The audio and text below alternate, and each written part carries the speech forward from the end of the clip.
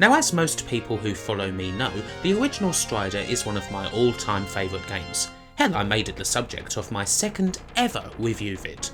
I mean, God, just listen to this crap. We weren't slumped down saying, oh, the Mega Drive's 512 colour palette makes it look murky. Obviously, I'm a lot better now. I ended up covering both the original Mega Drive port and the horrendous Strider Returns, you know, that game by US Gold that damn near killed the series.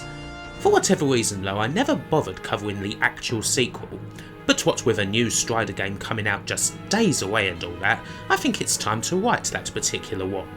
So let's have a quick look at Strider 2, Capcom's 1999 sequel. To be exact, this is a port of the arcade game for the PS1. Now, having spent some years in the wilderness following Strider Returns, Hiryu actually made his return in 1998, appearing in the first Marvel vs. Capcom fighting game, swinging his falchion at anything that moved. The character's revival was pretty well received, and so he strode his way back to the arcades for a full game in 1999, ported to the PS1 a few months later, with Capcom actually at the helm this time instead of, I don't know, a bunch of no-marks from Birmingham or whatever. Now of course that original game is still kind of a tough act to follow, but Capcom promised a game that would be faithful to the super fast and crazy action that game had delivered. And in the end they pretty much did that. Strider 2 is very old school for 1999. The backgrounds and some of the enemies may well be 3D, but the dimensions and most of the sprites, including Hiryu himself, are 2D all the way, and you're still rushing through stages as you did previously, not bothering to take your time jumping through gaps or anything like that. You don't have fun with Strider by just picking through it, you tear at it with reckless abandon, like a crazed cat with present wrapping. Hiryu has a couple of new moves, such as a proper dash and a wall jump, a special boost power-up and a mid-air kill-everything super move, but they only add to the fun. There's also a whole ton of callbacks to the original. A lot of the stages are quite similar, and almost every boss from the old game appears. Les Solo, Laton Poo, Frozen Mammoth, Ouroboros, and of course, the Grandmaster Mayo himself.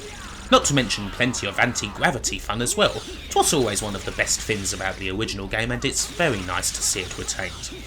And hell, there's quite a few new big bosses too. I mean, hell, if you like boss fights, you should be pretty much in heaven here, because there is a shit ton of them, almost as much as there is in a bloody treasure game. I'd hate to look at the business structure tree of the Third Moon. It must be a right bloody mess. So yes, that's the best thing about the new game pretty much. It works as a sequel and it retains the feel of the original. It turned out everyone actually did want more Strider, and they got it. Still, while it is very, very, very good indeed, it's not quite as great as the original, for a few reasons. Some of them are perhaps a little obvious, like the 3D graphics not being as charming as the original sprites.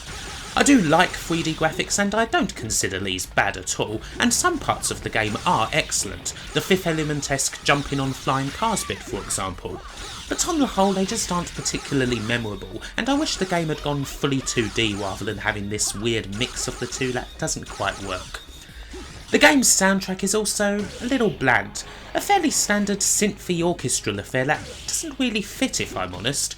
I appreciate that it's trying to recreate the original game's music with a different, slower feel, but you know, I wish the game had had some more up-tempo music instead. And a poor mix doesn't help either, because everything seems far too quiet. A lot of times you can just hardly hear the music. And there are some other little quibbles, such as the game's length. It's only about 30 minutes long and it is somewhat easy. I don't have much of a problem with this because I wasn't exactly expecting something all that lengthy, and getting graded for your performance does offer a bit of replay value, but the addition of infinite continues may make it a bit of a one and done thing for some. You do also have the option of playing through the game as Strider Hien after beating it once, which does add something a little bit different. But on the whole, just like the original, it's still an excellent collection of action moments. Some of them may be familiar, and they may well have been executed better in the original, but a lot of the new things tickle my fancy as well. It's not an absolutely bloody amazing game, but it at least made Strider respectable again after the US Gold shit show.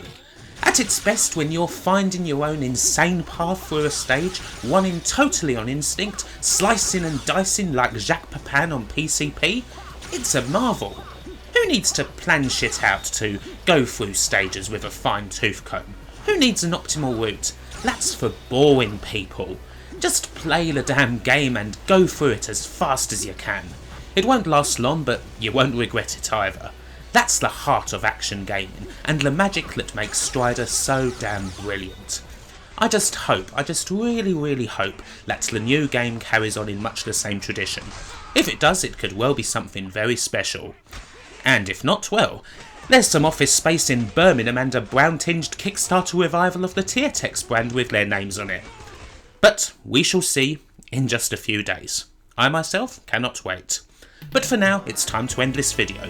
Thanks for watching, and wherever you are, whoever you be, have a good one, take care, and I'll see you next time.